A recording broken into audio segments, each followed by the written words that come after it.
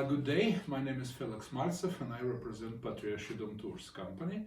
And today we look around such a beautiful and important address in Moscow as Puskinskaya. So first of all, Puskinskaya is lovely presented in classical novel in verse written 1820s by Alexander Pushkin. The novel is called Eugene. So listen to this short extract. Along Tverskaya Street already, the pothouse make the coach unsteady. Street lamps go flashing by, and stalls, boys, country women, stately halls, parks, monasteries, towers and ledges, boharans, urchins, merchants, snacks, boulevards, apothecaries, Cossacks, peasants and fashion shops and sledges, lions adoring gately posts, and on the crosses, jackdaws hosts.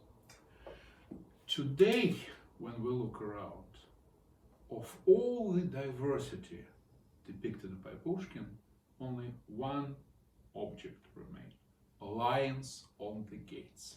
And these lions decorate the entrance to a marvelous classical palace known amongst Muscovites as English Club. First of all, to be clear, there was no single English member ever in Moscow English Club. Why it was called so? Because in the beginning of the 19th century, Moscow aristocrats imitated British democratic traditions of an elite male club, self-government. They elected their leaders, and practically it was the only place in Moscow where elections at that time were organized. On the other hand, there was an element of male chauvinism there. Women were not accepted to English Club, and there was quite a filthy joke that only two ladies ever met in the English Club were halted at doors and forced to maintain the ceiling. There are two statues in the lobby on the second floor, which still decorate the entrance there. But the males, okay, what they were doing in the English Club? We have got a humorist classification of the membership, dividing all the participants of the English Club into three categories: chatters, gamblers, and eaters. What about chatters? That was the politically active part of the club. The club was subscribed to all periodical European and American media, and Russian aristocrats, some of them, frankly speaking, pretty few of them, were interested to discuss political news, like, for instance, the famous philosopher and political dealer of the beginning of the 19th century, Peter Chadaev. But much more, Moscow nobility was interested in playing cards. And an absolutely celebrated gambler in the English Club was Teddy Tolstoy the American. Interesting nickname. The reason is that young Tolstoy, by the way, very distant relative of a famous writer, had been exiled to Alaska, which in the beginning of the 19th century yet belonged to the Russian Empire, exiled for a duel on which he had killed a general. Later he escaped from Alaska, returned to St. Petersburg, by the way, kayaking through the Bering Strait. A brave person. But staying in Moscow, he started cheating at cards. And a funny episode. Once upon a time, he played cards with Paul Nashokin, a nice man, very peaceful person, friend of Pushkin.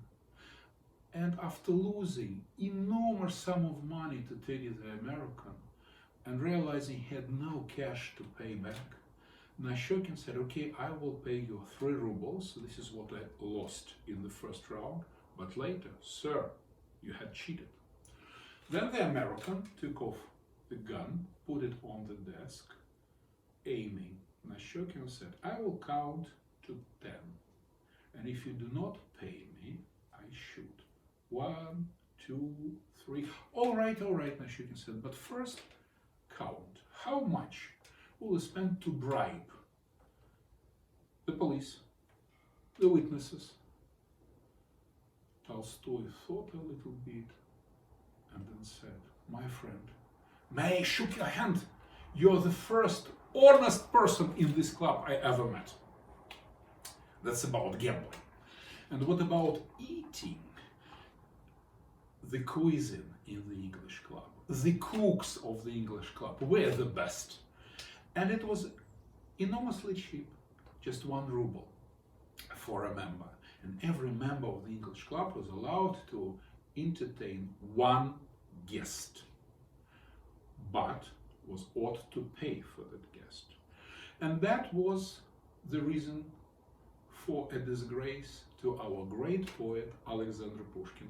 Once he had introduced the English club, just for fun, as I understand, an alive Englishman. The first time a Britisher stepped into the British club in Moscow. Okay, they took a seat, unfortunately to Pushkin next to the window. And then Alexander saw a beautiful lady strolling along the building. Oh, sorry, he said, I'll be back soon, very soon. And fled. Hours passed, the dinner was finished, the waiter came with the bill. No Pushkin. And the Britisher paid for oneself and for Pushkin. When the poet came back next morning, he saw his name written down on the blackboard of disgrace at the ground floor and was expelled from the club forever.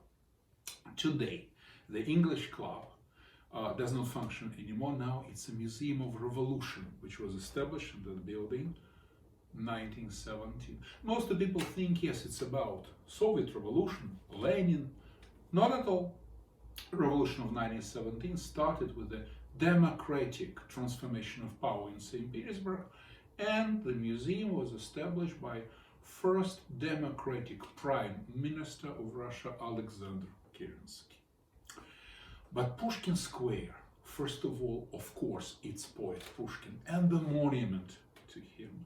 The monument erected 1881 on public subscription, and that was the first statue in Russia, not for a Tsar, neither for a general, just Pushkin was chosen for enormous love which Russians always felt to him by the choice of Muscovites.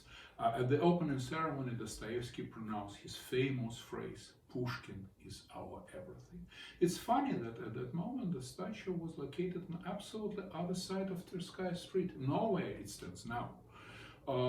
In the 19th century, at the left side of Tverskaya, we have got a big monastery of the Lord's Passions. The monastery which had been blown up by Stalin. By the way, when we turn back to Pushkin's text, the towers and the churches described in Eugene Onegin belong to that monastery. Nothing of that survived. They built a fountain in the empty place. It did not work. So then something extra had to be added. And Stalin ordered to remove Pushkin from one side of Tverskaya Street to the other. And then people joked in whisper that if Field Marshal Stalin ordered, even monuments march. By the way, today we have got beautiful mosaical panels decorating entrances to Puskinskaya metro station. And at one of the panels we can see a lovely old church of St. Demetrius, which now does not exist anymore, and it is replaced with a big, grey, massive Stalinist building. And on the top of the building we have got a nice tent, and on the top of the tent we definitely missed something. And if we look at photographs of 1940s, we can see there the statue of the ballerina. And the house had got a bit frivolous nickname at that time, the house under a skirt. But later the ballerina disappeared. What was wrong with her? Maybe got fragile, maybe there was a risk she fell down, or maybe some Puritans whispering, what the hell? We stand under the skirt, we can look from beneath at her, well, take it away, it is a disgrace. Well, we do not know, but for some reasons the ballerina disappeared and the building is bald. Well, so there is what we can examine at Puskinskaya today, and what about the rest of Tverskaya? We can do it one other day.